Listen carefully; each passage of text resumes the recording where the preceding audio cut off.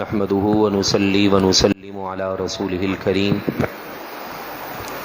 أما بعد فأعوذ بالله من الشيطان الرجيم بسم الله الرحمن الرحيم اهدنا الصراط المستقيم صراط الذين أنعمت عليهم غير المغضوب عليهم ولا الضالين إن الله وملائكته يصلون على النبي يا أيها الذين آمنوا صلوا عليه وسلموا تسليما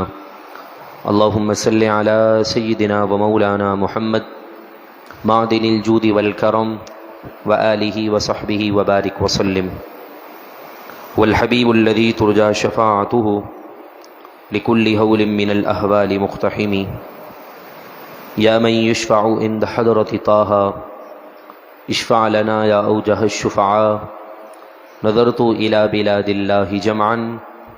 كخردلة على حكم اتصالی کیا دبے جس پہ حمایت کا ہو پنجہ تیرا شیر کو خطرے میں لاتا نہیں کتا تیرا وہ زمانے میں معزز تھے مسلمان ہو کر ہم ذلیل و خوار ہوئے تارک قرآن ہو کر مانگ لو چشم تر مانگ لو مانگنے کا مزہ آج کی رات ہے۔ رب العالمین کا بے حد کرم ہے اور اسی کے فضل سے الحمدللہ آج 14 شعبان المعظم کا عظیم دن اور آج کی رات 15 شعبان المعظم کی رات کی ابتدا ہے۔ اللہ تبارک و تعالی ہمیں اس مہینے کی برکتوں سے مالا مال فرمائے اور آج رات کو خوب عبادت کرنے کی رب العالمین ہم سب کو سعادت نصیب فرمائے۔ ہمارا عنوان سیرت مصطفیٰ صلی اللہ علیہ وسلم ہے اور آپ بڑے ہی شوق اور جذبے کے ساتھ محبت کے ساتھ حضور علیہ الصلاۃ والسلام کی سیرت کو سماعت کرنے کے لیے اولین وقت میں رب العالمین کے مہمان بنتے ہیں۔ آپ کی قسمت، آپ کا مقدر رب العالمین کے یہاں بڑا ہی معتبر ہے کہ میرے آقا علیہ الصلاۃ والسلام نے فرمایا امام مسجد کے خطبہ دینے سے پہلے جتنے لوگ مسجد میں قال اللہ اور قال الرسول سننے کے لیے آتے ہیں ان کے آنے سے پہلے اللہ تبارک و تعالی کے یہاں ان کا نام جنتی ورقے میں لکھ کر پہنچا دیا جاتا ہے۔ تو آپ بڑے خوش نصیب ہیں، اللہ تعالیٰ آپ کے صدقے سے امت کو قرآن سے والہانہ عشق و محبت نصیب فرمائے۔ ہمارا آج کا عنوان سیرت مصطفیٰ صلی اللہ علیہ وسلم کا ایک خاص پہلو جس کا ذکر حضرت عائشہ رضی اللہ تعالی عنہا نے حضور علیہ الصلاۃ والسلام کی زندگی کے اہم پہلوؤں میں سے ایک ذکر کیا ہے۔ آپ فرماتی ہیں کہ شعبان المعظم کے مہینے میں رسول اللہ صلی اللہ علیہ وسلم کثرت کے ساتھ روزہ رکھا کرتے تھے۔ رمضان المبارک کے بعد اگر بکثرت حضور نے کسی مہینے میں روزے رکھے ہیں تو وہ شعبان کا مہینہ ہے۔ آپ سے ایک صحابی نے پوچھا کہ یا رسول اللہ آپ اتنی کثرت کے ساتھ اس مہینے میں روزہ کیوں رکھتے تھے؟ تو غیب بتانے والے نبی نے کتنا ہی پیارا امت کے لیے فرمان چھوڑا کہ فرمایا کہ یہ وہ مہینہ ہے کہ جس مہینے کے اندر اعمال نامے اللہ کے یہاں پیش کیے جاتے ہیں۔ تو میں یہ ارادہ کرتا ہوں کہ میرے اعمال نامے کا آخری دن اور میرے اعمال نامے تبدیل ہونے کا پہلا دن روزے سے ہو تاکہ پورا سال مجھے برکتیں اور رحمتیں نصیب ہوتی رہیں۔ حالانکہ حضور تو رحمت للعالمین ہیں، حضور جہاں نگاہ فرما دیں وہ جگہ برکت والی ہو جاتی ہے۔ صرف نگاہ نہیں بلکہ آپ کا جہاں قدم لگ جائے اللہ تبارک و تعالی اس کو برکت والا فرما دیتا ہے۔ جس طرح کہ پہلے پارے کے اندر فرمایا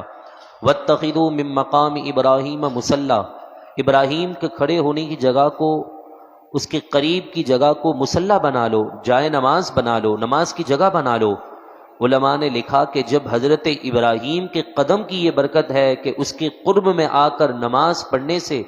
دگنا ثواب ہو جاتا ہے، تو جہاں امام الانبیاء کے قدم لگے ہیں وہاں دگنا نہیں بلکہ ایک نماز کے بدلے اللہ 50,000 نمازوں کا ثواب عطا فرما دیتا ہے۔ تو ماہ شعبان المعظم کی بے شمار برکتیں ہیں۔ ایسے ہی حضرت سیدنا ابو صالح سے مروی ہے کہ رسول اللہ صلی اللہ علیہ وسلم نے فرمایا کہ ان اللہ یطلع علی عبادہ لیلۃ النصف من شعبان، کہ جب بے شک اللہ تبارک و تعالی 15 شعبان المعظم کی 15ویں رات یعنی شعبان المعظم کی 15ویں رات اپنے خاص بندوں پر تجلی فرماتا ہے اور ان سے ارشاد فرماتا ہے فیغفر للمؤمنین، کہ مسلمانوں تمہیں خوشخبری ہو کہ تمہارے رب نے تمہاری بخشش فرما دی، وَيُمْلِ الْكَافِرِينَ، اور اس رات کافروں کو ڈھیل دیتا ہے، وَيَدَعُ عَلَىٰ أَهْلِ الْحِقْدِ بِحِقِّهِمْ حَتَّى يَدَعُوا، آپس میں کینہ اور دشمنی رکھنے والے کو رب العالمین آج کی رات نہیں بخشتا۔ ایسے ہی حضرت ابو موسیٰ اشعری رضی اللہ تعالی عنہ سے روایت ہے کہ رسول اللہ صلی اللہ علیہ وسلم نے فرمایا اللہ تبارک و تعالی شعبان المعظم کی 15ویں شب بے شمار لوگوں کی بخشش فرماتا ہے، جس میں سے مشرک اور چغلی کرنے والے شخص کی رب العالمین بخشش نہیں فرماتا۔ اس کے علاوہ جتنا بھی بڑا مجرم ہو سچی توبہ کر لے، اللہ تعالیٰ آج کی رات اس مسلمان کی بخشش فرما دیتا ہے۔ شب برات میں انسان کا جو عمل ہے وہ کیا ہونا چاہیے، اس کے متعلق رسول اللہ صلی اللہ علیہ وسلم کا ایک زندگی کا اہم پہلو ملتا ہے کہ حضرت عائشہ رضی اللہ تعالی عنہا فرماتی ہیں کہ ایک رات حضور علیہ الصلاۃ والسلام میرے حجرے میں موجود تھے، اور ہوا یہ کہ جب میری رات کو آنکھ کھلی تو میں نے دیکھا کہ حضور علیہ الصلاۃ والسلام بستر پر موجود نہیں ہیں۔ میں نے اپنے گھر میں نہ پایا تو میں آپ کی تلاش میں نکل گئی۔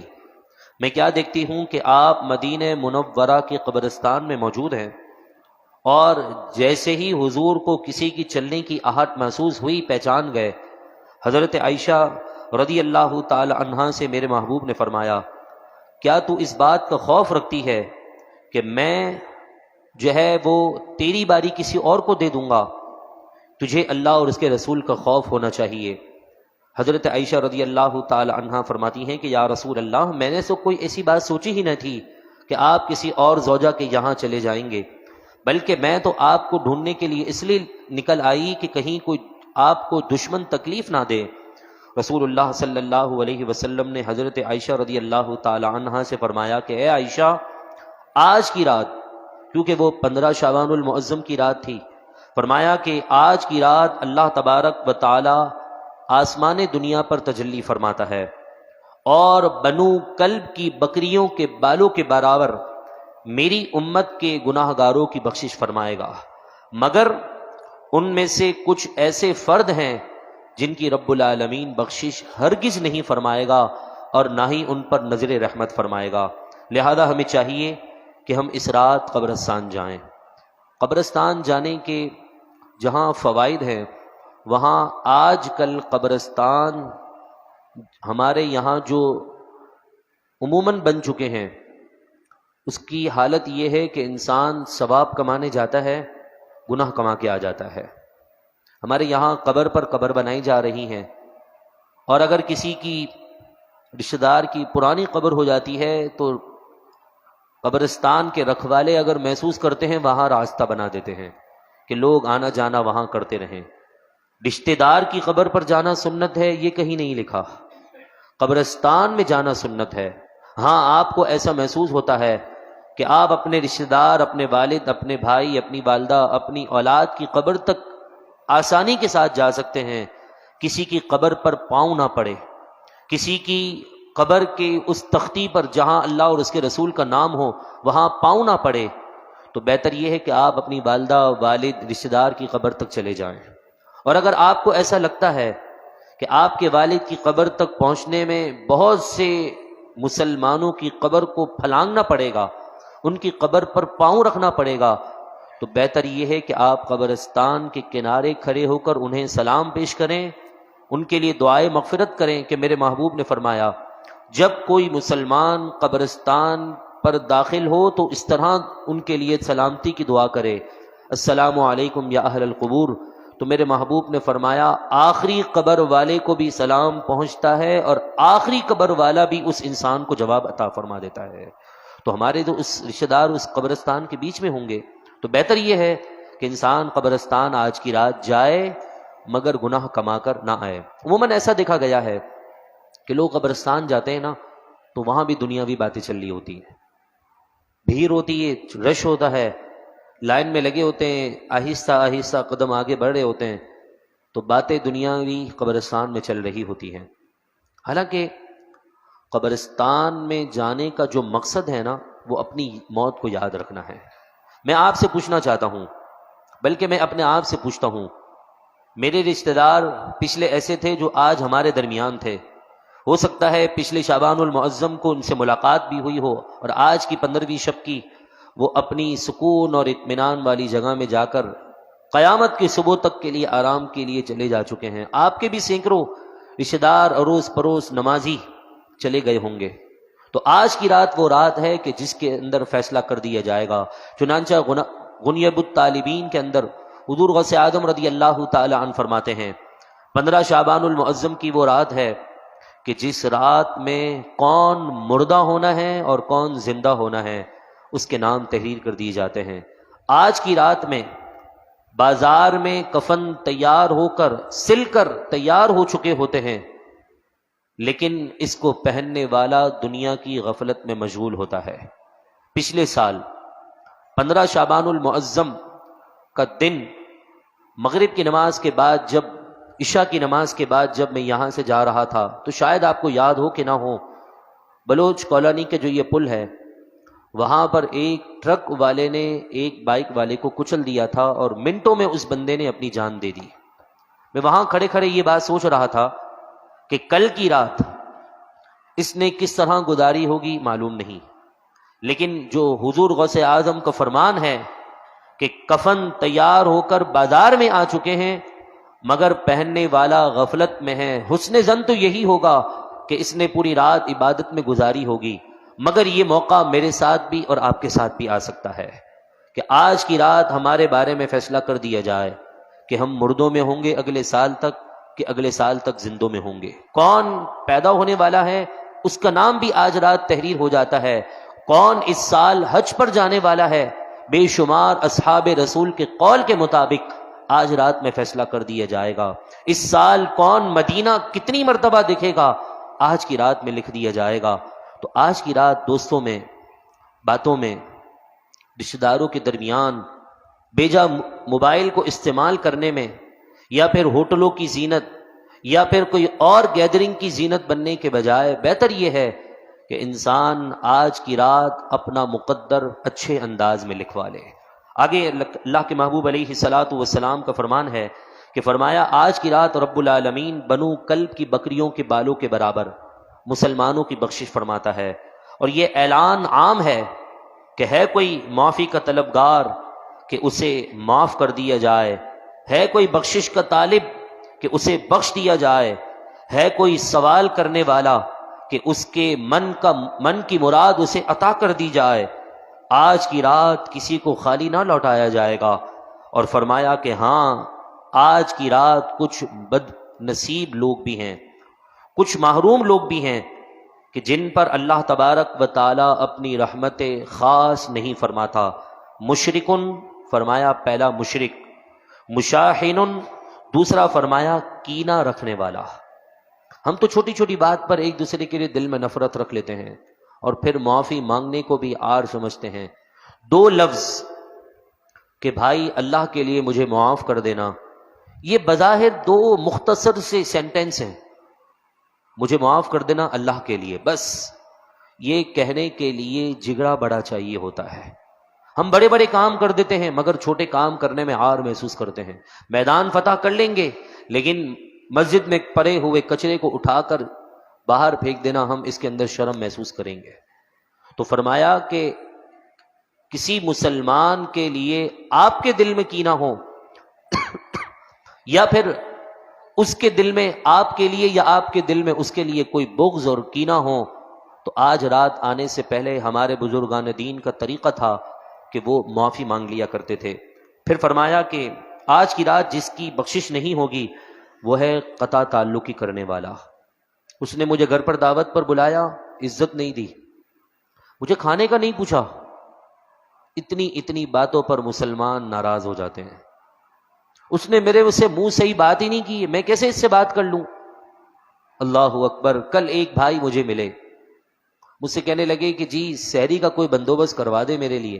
اتفاق سے میرے ہاتھ میں کوئی چیز کھانے کی تھی، میں نے کہا یہ لے لیں اور فلاں بھائی وہاں بیٹھے ان کو بھی دے دینا۔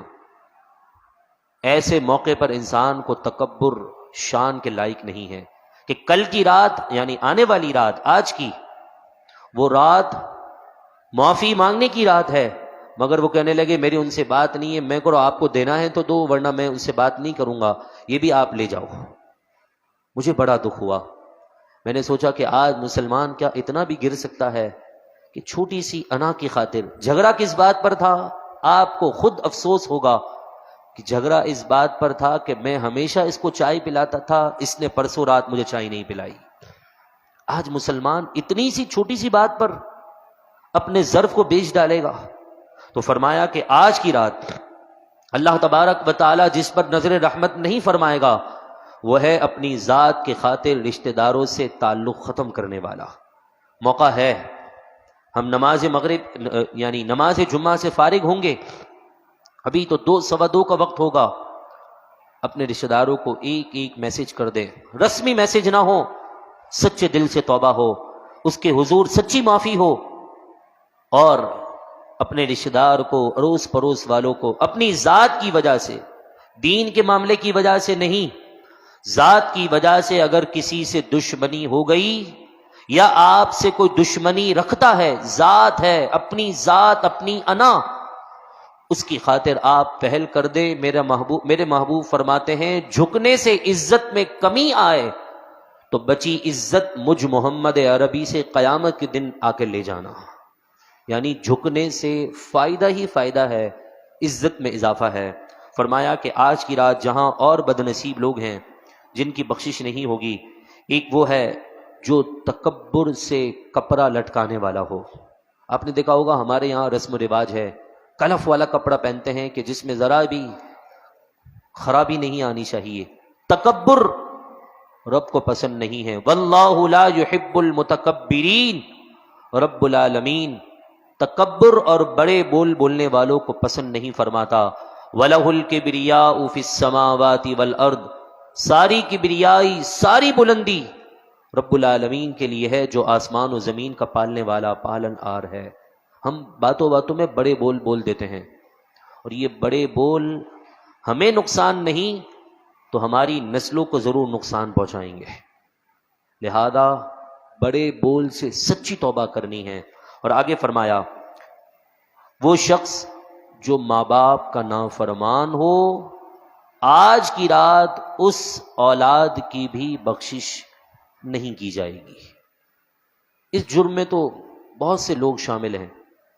پیسہ آ گیا، ایک بھائی کے بارے میں پتہ چلا اتنا پیسہ ہے،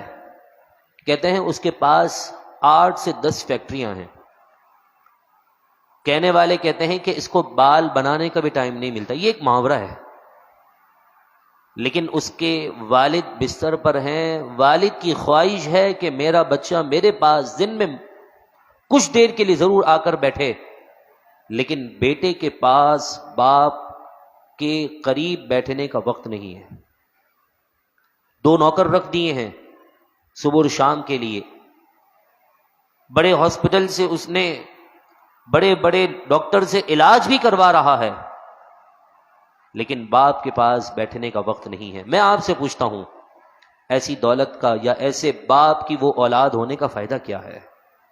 کہ پیسہ کما رہا ہے، باپ کے پاس بیٹھنے کا وقت نہیں ہے؟ تو فرمایا والدین کی نافرمانی کرنے والے کو بھی آج رات معافی نہیں ملتی ہے۔ اور فرمایا ایک روایت کے مطابق شراب کا عادی، اور ایک قول کے مطابق میرے محبوب کے فرمان کے مطابق زنا کا عادی آج کی رات نہیں بخشا جائے گا۔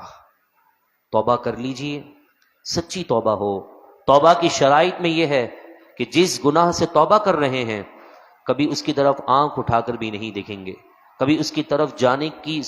اپنی سوچ بھی نہیں بنائیں گے، کبھی اس کی طرف جانے کے اسباب بھی اختیار نہیں کریں گے، ایسی سچی توبہ ہو تو اللہ تبارک و تعالی ان مجرم لوگوں کی سچی توبہ کی برکت سے رب العالمین معاف فرما دیتا ہے۔ میرے محبوب کا فرمان ہے التائب من الذنب کمن لا ذنب لہ، توبہ کرنے والا گناہوں سے ایسا ہے گویا اس نے توبہ کیا ہی نہیں ہے۔ تو فرمایا آج کی رات بڑی ہی بابرکت رات ہے، اور جہاں تک کل کے دن کا تعلق ہے تو حضرت علی المرتضیٰ رضی اللہ تعالی عنہ سے روایت ہے کہ رسول اللہ صلی اللہ علیہ وسلم نے فرمایا کہ جب شعبان المعظم کی 15ویں رات آئے تو پوری رات عبادت میں گزارو، دن کا روزہ رکھو، جب تم روزہ رکھ کر غروب آفتاب کے وقت دعا کے لیے بیٹھو گے تو اللہ تبارک و تعالی آسمانی دنیا پر تجلی فرما کر یہ اعلان کرے گا، ہے کوئی بخشش کا طالب کہ میں اسے بخش دوں، ہے کوئی رزق میں فراخی کا طالب کہ میں اس کے رزق میں برکت ڈال دوں، ہے کوئی مصیبتوں سے عافیت چاہنے والا کہ میں اسے عافیت عطا کر دوں۔ اور یہ اعلان آج کی پوری رات چلتا رہے گا، اور جس لمحے انسان رب کے حضور دعا کرے گا اللہ تبارک و تعالیٰ اس کی توبہ کو اور دعا کو قبول فرما لے گا۔ 5 رات ایسی ہیں جس میں دعائیں رد نہیں ہوتی۔ پہلی فرمایا ماہ رجب کی پہلی رات، دوسرا شعبان المعظم کی 15ویں رات، تیسرا جمعے کی رات جو کل رات گزری، چوتھا عید الفطر کی رات یعنی رمضان المبارک کے ختم ہونے کے بعد جو پہلی چاند رات ہوتی ہے جسے ہم چاند رات عموماً کہتے ہیں، عید کی رات، اور فرمایا بقرہ عید کی رات یعنی 10 ذی الحجہ کی رات جس میں صبح قربانی کرنی ہوتی ہے۔ یہ 5 راتیں ایسی ہیں کہ جن کے اندر دعائیں رد نہیں ہوتی، اور ان رات میں جو جاگ کر عبادت کرتا ہے، حضرت سیدنا معاذ بن جبل سے روایت ہے کہ فرمایا میرے آقا نے جو ان 5 راتوں میں عرفہ کی رات، عید الفطر، عید الاضحیٰ اور شعبان المعظم کی 15ویں رات خوب عبادت کرے، اللہ تبارک و تعالی وجبت لہ الجنہ، اس کے لیے جنت واجب ہو جاتی ہے۔ لہذا آپ سے گزارش ہے کہ آج کی رات جہاں بخشش کی رات ہے، رشتہ داروں سے معافی مانگنے کی رات ہے، وہاں حقوق اللہ بھی پورے ادا نہیں ہوئے، اس کی بھی معافی مانگنے کی رات ہے۔ بندے کے آپ نے حقوق پورے نہیں کیے، معافی مانگ رہے ہیں، جب تک اس سے معافی نہیں مانگیں گے مغفرت ملے گی نہیں۔ تو پالنہار پروردگار کے ہم نے کتنے حقوق میں کوتاہی کی ہے، جماعت ہم نے چھوڑی ہے، نمازیں ہم نے قضا کی ہیں، رب تعالیٰ نے جس جگہ جانے کا حکم دیا وہاں نہیں گئے، اور جہاں نہ جانے کا حکم دیا وہاں ہمارے قدم اٹھتے رہے۔ یہ حقوق اللہ، حقوق مصطفیٰ کے حضور بھی معافی مانگنے کا آج بہت عظیم موقع ہے۔ تو آپ سے گزارش ہے عصر کی نماز کے بعد ہماری اسی مسجد میں محفل توبہ کا آغاز ہوگا، توبہ اور استغفار کیے جائیں گے، ختم قادر شریف کا ورد ہوگا، ذکر دعا ہوگی، آخری لمحات جب اعمال نامے بدل رہے ہوں گے، رب کے حضور پیش ہو رہے ہوں گے، ہم اس سے گر گرا کر معافی مانگ رہے ہوں گے۔ فرشتوں سے بھی رب فرمائے گا بتاؤ تم میرے بندوں کو کس حال میں چھوڑ آئے؟ فرشتے عرض کریں گے مولا وہ تیرے حضور توبہ کر رہے تھے، استغفار کر رہے تھے، تو اپنی ساری مصروفیات کو ٹھکرا دیجئے، 1 گھنٹے کا سوال ہے، سمجھ لیجئے چند لمحات کا سوال ہے، اور پچھلے 365 دن کی سچی توبہ کا سوال ہے۔ تو بس عصر کی نماز انشاءاللہ ہماری اسی مسجد میں ادا کریں۔ مغرب کے بعد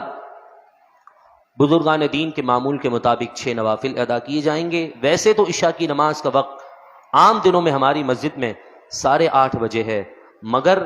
صرف آج کے دن کے لیے اول وقت میں جب نوافل ختم ہوں گے، نماز عشاء کا وقت شروع ہوگا، اذان کے 4 سے 5 منٹ کے بعد ہماری مسجد میں عشاء کی جماعت قائم کر دی جائے گی۔ تو آپ سے گزارش ہے جماعت کے ساتھ نماز پڑھیں، اور رات انشاءاللہ العزیز 1:15 سے 1:30 کے درمیان دوسری نشست کا آغاز ہوگا، 2:45 بجے کے قریب صلاۃ التسبیح، اور پھر آنے والے مہمانوں کے لیے سحری کا اہتمام ہوگا۔ رب العالمین سے دعا ہے رب العزت ہم سب کو آج کی رات خوب عبادت میں گزارنے کی توفیق عطا فرمائیں۔ آج بیان تاخیر سے ختم ہوا۔